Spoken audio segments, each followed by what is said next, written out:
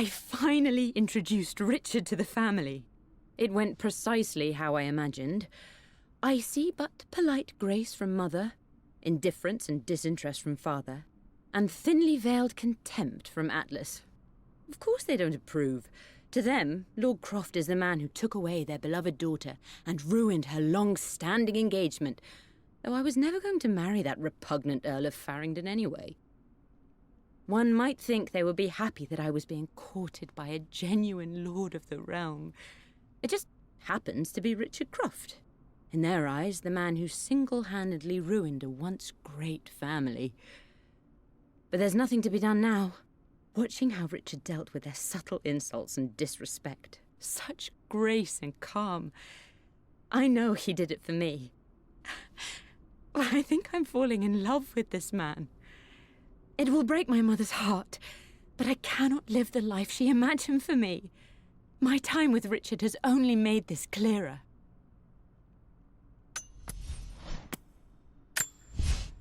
My love. It is silent. So peacefully silent now. Even after the madness and chaos of the crash, I can't help but still wonder at the beauty of these mountains. I understand the magic that drew you here. Please know that I feel no pain in this moment. Only immense sadness. Sadness that I couldn't see your smiling face once more. That I'll never meet the wonderful woman that our daughter will become. There is so much to say, but I'm tired. The sun is setting. The cold of night will overwhelm me. I know I will fall asleep soon, and likely never again awaken in this world. I'm scared, Richard. What lies beyond? You know I've always struggled with faith, so I'm holding on to yours for now. I'm holding on as best I can, my love. Become the father Lara deserves. Know that I will live on in her.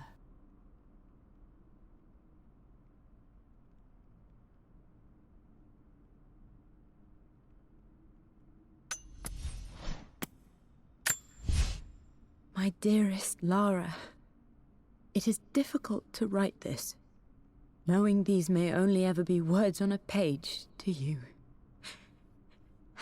I wonder if you will remember my voice. Will you remember the way we used to play and laugh?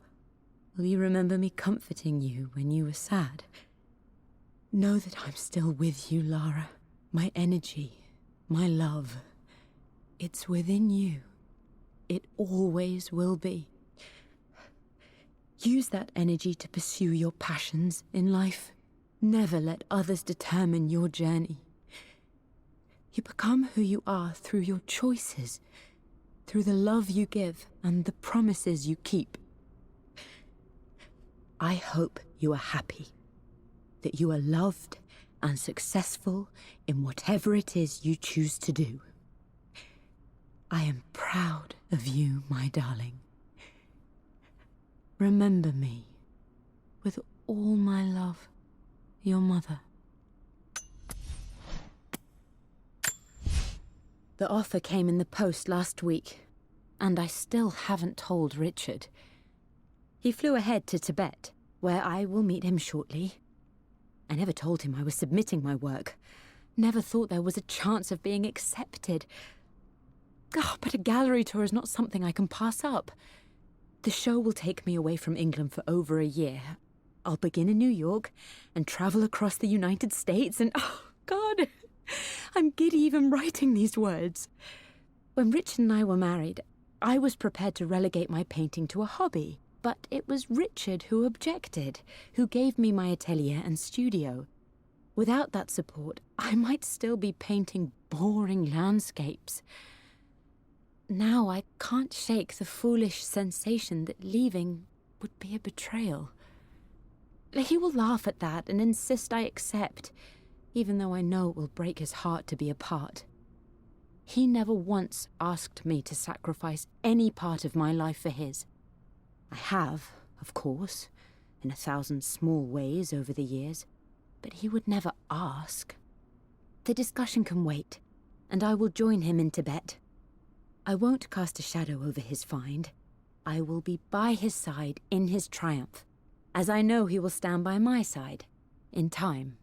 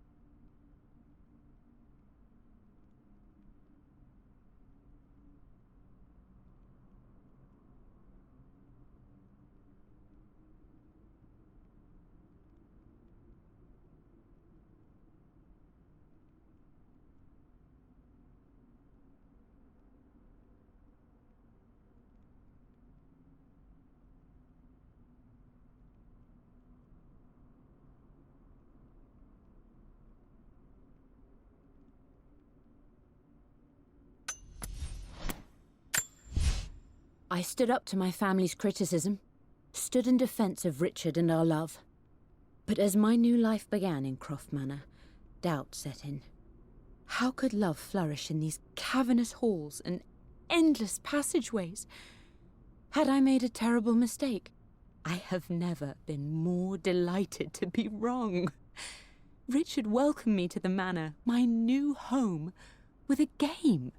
It was a clue, written in jumbled words from 5 different languages, but it pointed the way forward.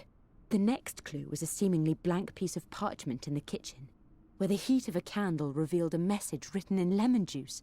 I followed each step, grinning like a child as I solved his riddles and chased the trail to its end. A white cloth stretched out on the lawn where a picnic was laid out. We laughed and ate, and my doubt vanished with the last of the morning mist. Love can and will endure.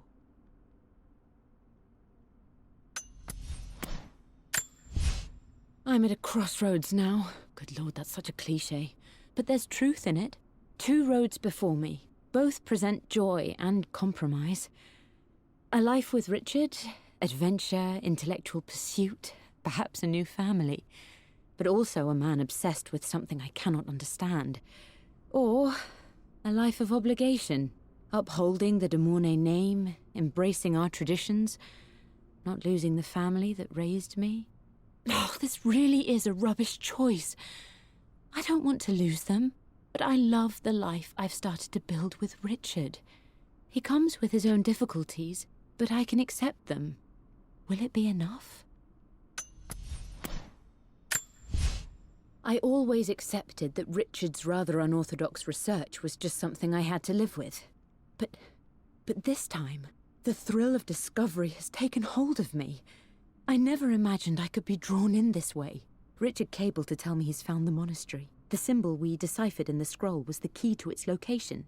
I don't know if I honestly believe that this will lead to the fabled elixir of life, but I can't help but feel that a great secret awaits us there.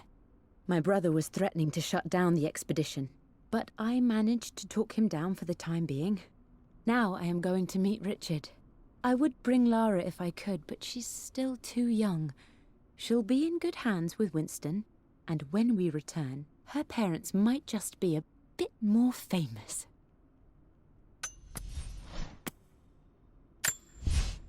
Lara arrived tonight, though not without a bit of drama, but all is well. She's a healthy, beautiful baby. I've never seen Richard so happy. I'm sure he'll be celebrating with his favourite whiskey tonight. It's calm and peaceful now. Just the gentle sound of the rain and the small, sleeping breaths of this new life I hold in my arms. Lara Croft, my darling daughter. It's hard to put into words this feeling I have. We share a connection, something I never expected. A love so powerful and pure. Someday you'll feel it too. No matter where you go or where you find your place in this world, we will always have this connection.